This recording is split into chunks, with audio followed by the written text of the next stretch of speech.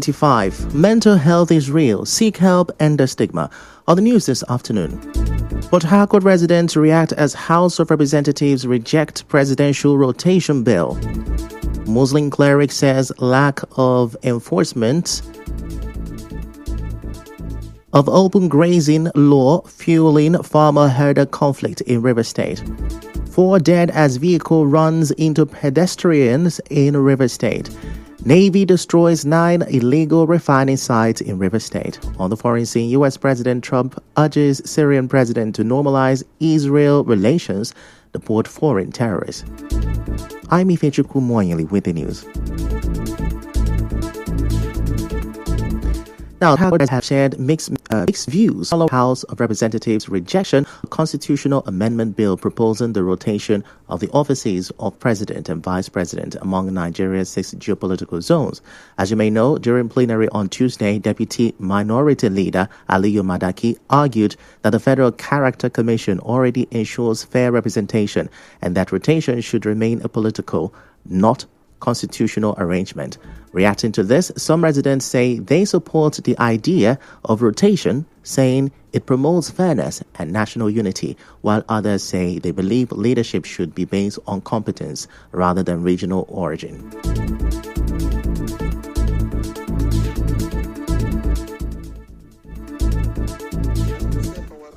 Because of the politics of Nigeria, we are not selecting based on politics.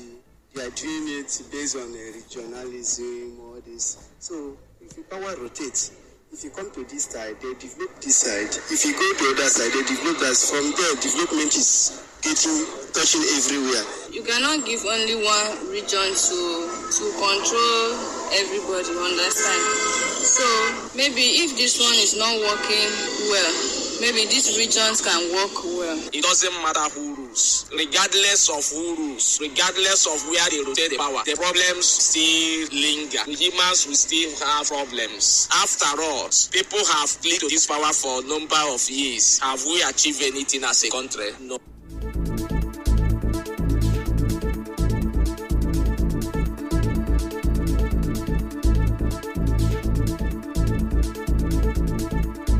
Away from that, a Muslim cleric, Nasir Uhor, says a lack of awareness of the open grazing law as stipulated in the River State Constitution, as well as the absence of effective law enforcement to ensure its implementation, are key reasons behind the ongoing farmer-herder conflict in some parts of River State. Speaking on Nigeria Info FM's Morning Crossfire, Uhor, who is a member of the State Government Committee on Resolving the Farmer-Herder Clashes, explained that the failure to properly educate the public on the law has contributed to misunderstanding and violations. He further pointed out that mercenary herders who do not adhere to local customs and regulations are largely responsible for the escalation of clashes between farmers and herders in rural communities. There are three types of these herders. They are not all just the same. You have the core herders, mostly these Fulanis who have known down the ages. They are mercenary herders.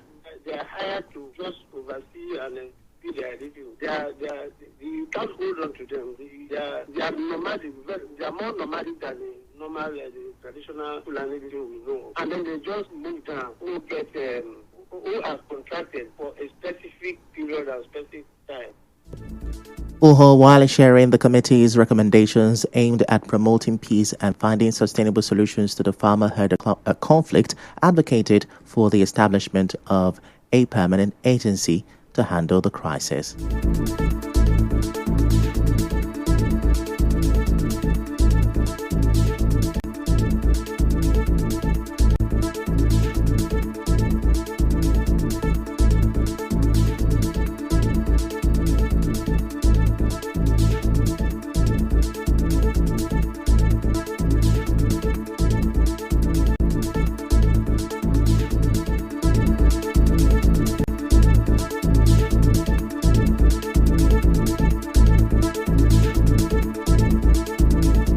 And now the management of the University of Port Harcourt says a claim by a resident of Port Harcourt alleging that the cows often seen around Choba and its environs, particularly in the farmland, belong to the university. In a statement, the university said this claim is false. unfounded and does not in any way represent the fact. It said the university, known nationally and internationally as a center of excellence, maintains high standards in all its operations and promotes best practices in agriculture and animal husbandry, including advocacy for ranching and sustainable livestock management. It said the University of Port Harcourt does not own any cattle, nor does it operate or sponsor any cattle grazing activities within or around its campus or farmland. Away from that, 4 people have died in a fatal road accident along GU Ake Road in River State. The incident was said to have occurred when the driver of a Toyota Camry lost control of the vehicle and ran into some pedestrians at midnight on Monday. The police public relations officer Grace Erenge-Koko in a statement said the 4 pedestrians were confirmed dead at the scene on Monday. The statement said the driver, one Benson Peter Michael, lost control of the vehicle and collided with 6 pedestrians. She said the driver of the vehicle is currently in custody, while the accidented vehicle has been recovered and taken to the station.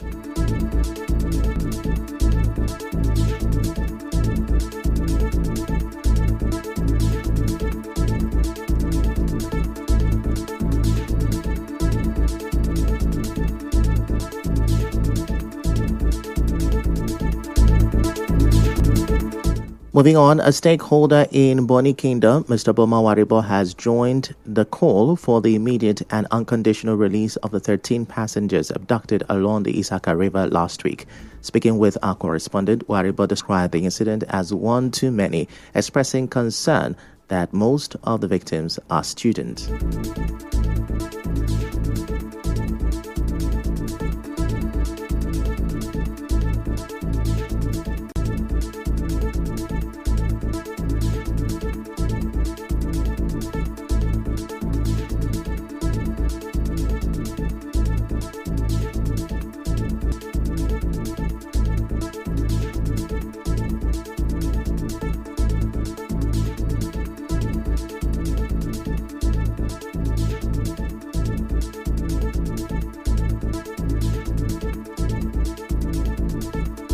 On the relevant security agencies.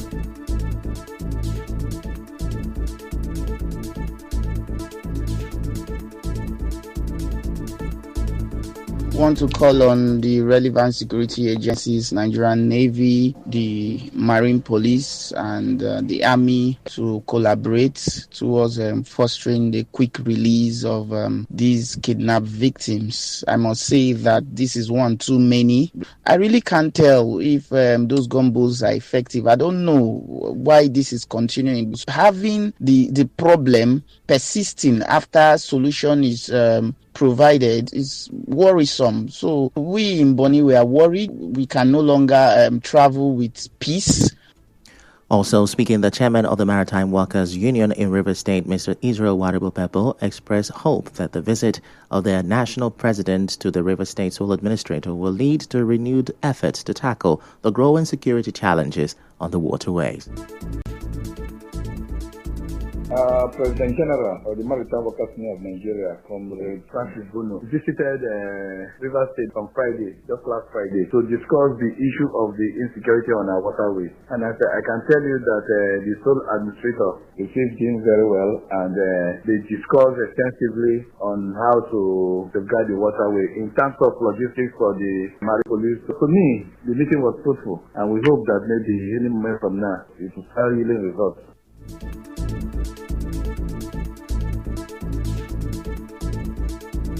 Meanwhile, the House of Representatives is demanding the unconditional release of all those abducted by sea pirates on their way to Bonny Kingdom, River State. The House passed the resolution after a motion of urgent public importance sponsored by Rivers lawmaker Mr. Cyril Hart. Hart said the repeated incidents also undermine public confidence in the country's security architecture.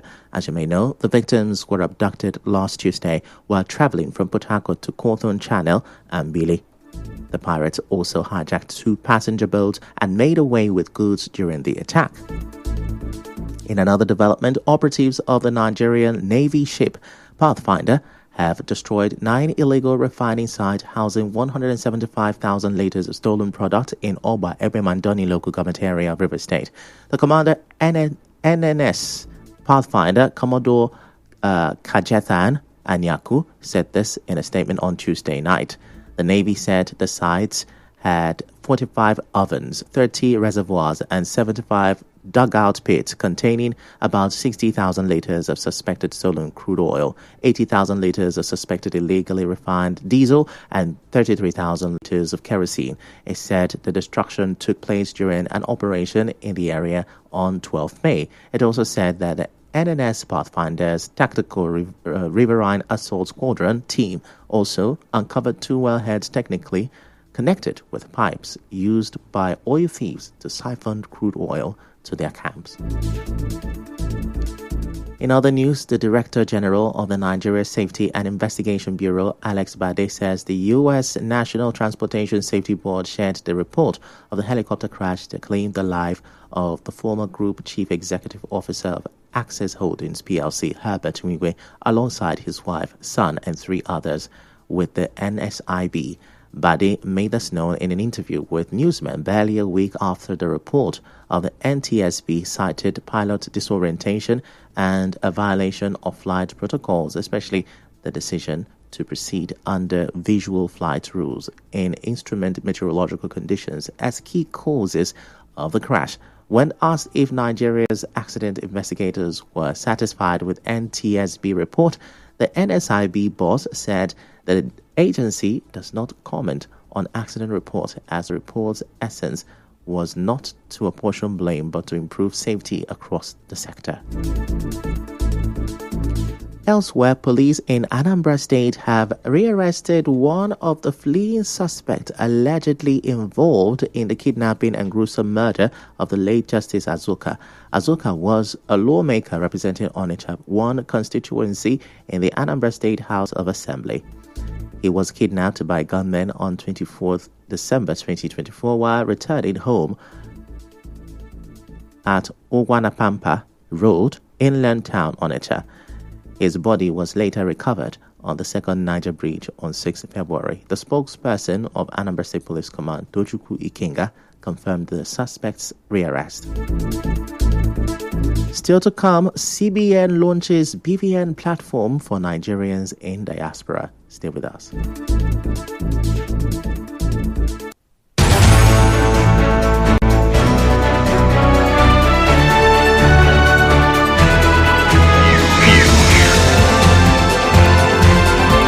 This is the news on 92.3 Nigeria Info.